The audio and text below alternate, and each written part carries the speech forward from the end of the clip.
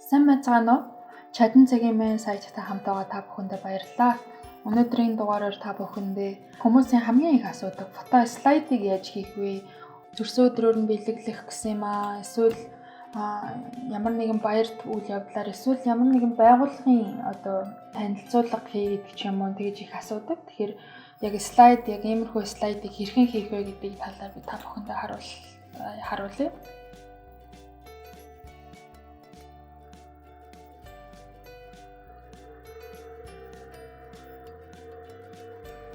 Юуны өмнө бид нэр заавал графикийн мэдлэгтэй байх шаардлага байхгүй.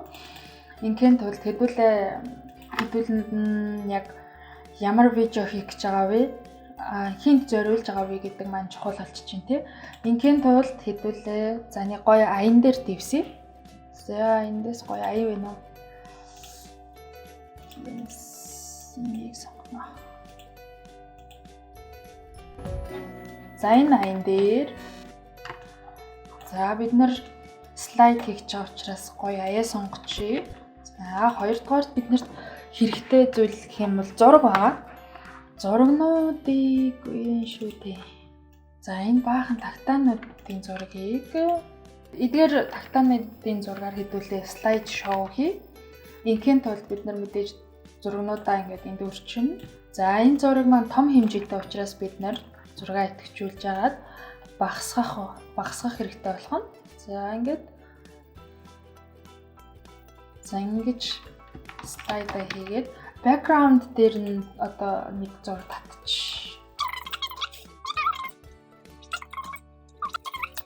Дүрс оруулахаар яг бол та бүхэн мэдж байгаа. За энэ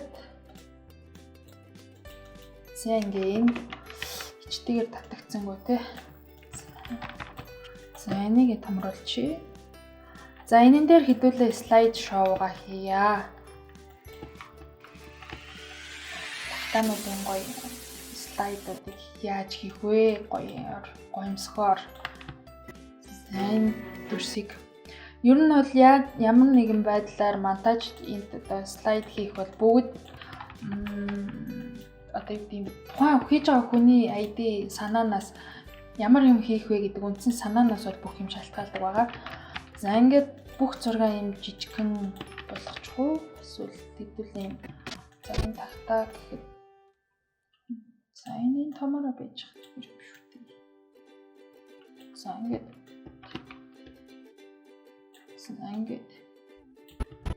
за энэ тагтаа бүтнээрээ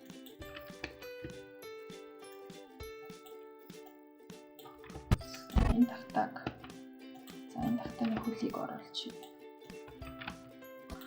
За гэх мэтлэн бид нэр өөрчлөө. За энэ зургийг дангаараа харагдахад нэг тийм гоё биш харагдаж байна. Тэгэхээр энд хүрээ өгье. За ингийн тулд бид нэр эхлээд effect хийснээс эндээс мэддэг ба шууд хайж болно. Эсвэл video effect хийснээс perspective гэж энэ дотроос radial shadow гэдгийг аваад дүрсэн дээрээ тавилаа. Гэсэн боловч энэ дүрс маань өөрчлөгдсөнгүй. Зурган дээр ямар ч өөрчлөлт гарсангүй.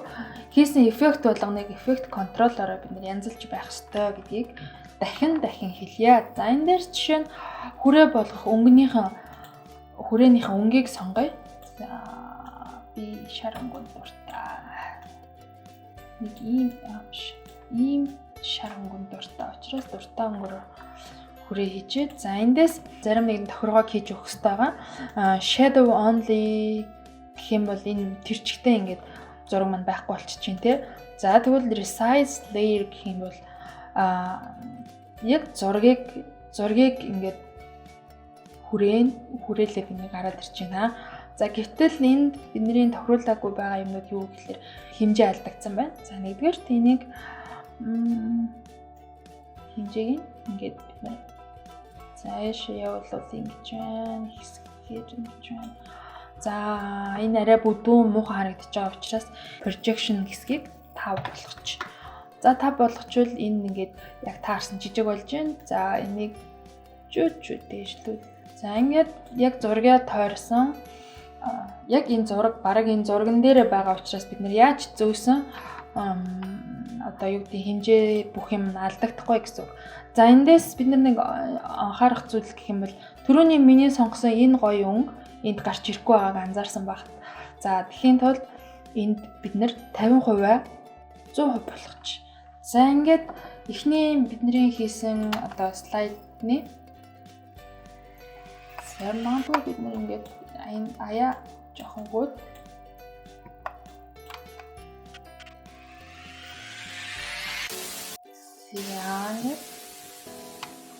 за дараагийн зургийг яг энэ хэсгээр нь энэ бол нэм том зураг байна л та. Яг энэний нүүргэн хэсгийг авъя. Тэгээ өмнөх хичээл дээр үзсэн crop-ыг ашиглаад бид нэр тагтааныхаа яг нүүрэн хэсгийг авчи. Тэгээ сая ой том байсан уу? За ингээд эндээс ингээд. За яг энэ хэсгийг авчи. За энийгээ бид нэр хангалттай том зураг учраас бид нэр ингээд авчи. Томруулчи. Энэ зургийг арай өөр бас ингэж хүрээ өгч болно. Гэтэ энэ үнэхээр ярвигтай олон ажил болдог байгаа. Энийг би бас та нарт хэлээд өгчээ. За ингийн тулд бид нэр файл, name, legacy, title дотроосоо бид нэр зөвхөн shape ашиглаад тэрийг ашиглаад бид нэр бас ингэж хүрээ өгч болно. За энэ дээр жишээ нь за ингээд за хүрээгээ цэнхэр өнгөр өгч. Энэ жоохон цэнхэр.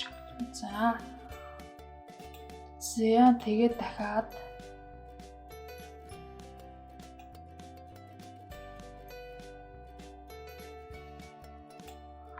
би нөгөө shape өгөөд байгаагийн ялгааг нь би та нарт бас харуулах гэдэг байна.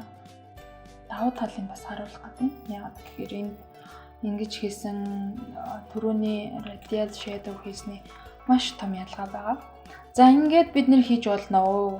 Гэвч энэ харьцаа маш тийм асуудалтай үүсчихдээ яг нэг ийм харьцаатай биш. Тэгээ яг энийг нэг бүрчлээ ингээд тааруулах хэрэг гарна. Ажиллагааны хувьд бол нэлээд тийм ярвигтай мэдрэмж шаарддаг.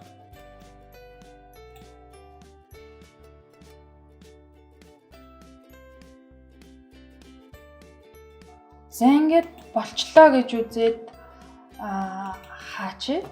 За одоо энэ дээр болохоор бидний саяны лига тайтлаараа хийсэн зурган дээрээ тавьж өгнө.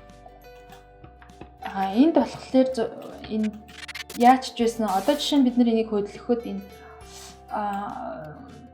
зураг маань өөрийнх нь хэмжээнд дэр яаж ч байсан хүрээ нь өөрчлөгдөхгүй байгааг анзаарч байгаа. За магадгүй rotation өгөхөд ч гэсэн энэ ямар ч асуудалгүй байна.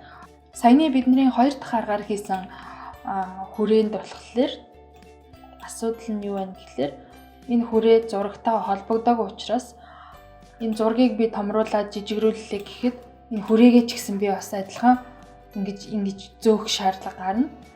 Ингийн тулд бид нэр секундтай л болгоноор ингэж адилхан энэ хоёрын юг хийж таарнаа. За тэгэхээр энэ бол ингэж жоохон ярвигтай хэцүү учраас энийг хэрэглэхгүй байсан зүгээр хэрэглэж болно. Хувь хүний онцлог байгаа. За тэгээд өшөө энэ одоо хоёрын би нэг давуу талыг ярих гэдэг. Мэдээж дүрс болгон дээрээ бид нэр ингээд за одоо жишээ нь энд шар өнгө сонгосон, энд бид нэр за энд цэнхэр өнгө сонгочлаа. За энд тэгвэл бид нэр өмнөхтэй адилхан шарыг сонгоё. Radial shadow гэдгийг copy дот хуулаад дараагийн зурган дээр бид нэр тавихад энэ зургийн хэмжээгээр энэ radial shadow энэ эффект нь ингээд өөрөө хийгдчихдэг байгаа. За эндээс бид нэр өнгөний бас өөрчилж болно. За энэ дээр зовлон. За энэ дулаан болсон уу? Болоогүй. Энд болоогүй. За ингээд бид нэр хэрэгтэй зурагнуудынхаа хүрээг нь өгчлөө гэж тооцоолъё. Бодъё. Тэгээд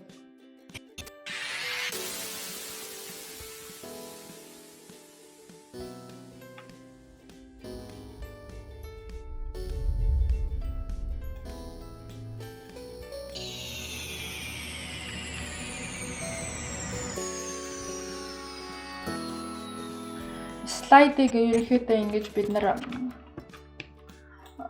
ганц юм аргаар за энэ аргыг бол хэрэглээд авах шаардлагагүй тий баруун энүүгээр өгөөд за эдгээр дүрснүүд ерөнхийдөө Premiere-ийн онцлог юм гэхээр одоо юу гэдэг дүрс болгоно одоо энэ зам дээр байгаа бүх дүрснүүд хамгийн дээд хэсгүүд нь харагддаг байгаа. За ерөнхийдөө ингээд бидний зурагнууд бэлэн болчихлоо гэж бодъё. Тэгээ нэг нэмж хийх чухал юм юу вэ гэхлээр бид нар монтаж хийж байхдаа аятайгаа цог монтажлал илүү үр дүнтэй байдаг. За жишээ нь энэ жишээнээр одоо нэг пиано орж ирж байхад дараагийн зураг ингээд орж ирээд за энэ дахиад нэг солигдож байна тийм ээ. За ингээд за энд ингээд дараагийн ая орж ирж байхад за ингээд за энэ дөрвөн дүрсийг одоо бүгдээрээ харцгаая.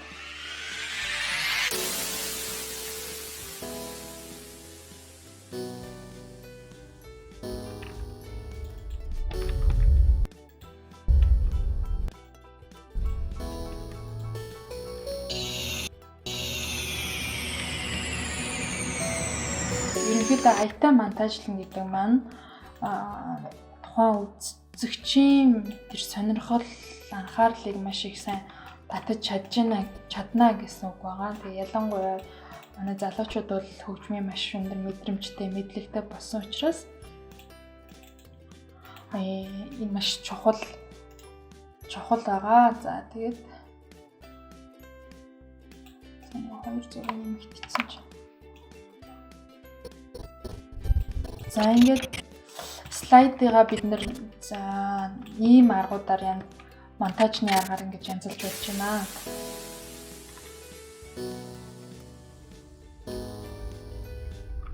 Одоо жишээ хөгжмийн орж ирж байна тий.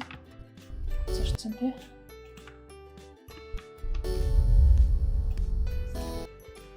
Send.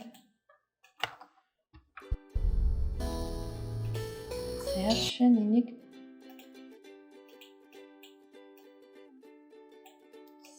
ингээд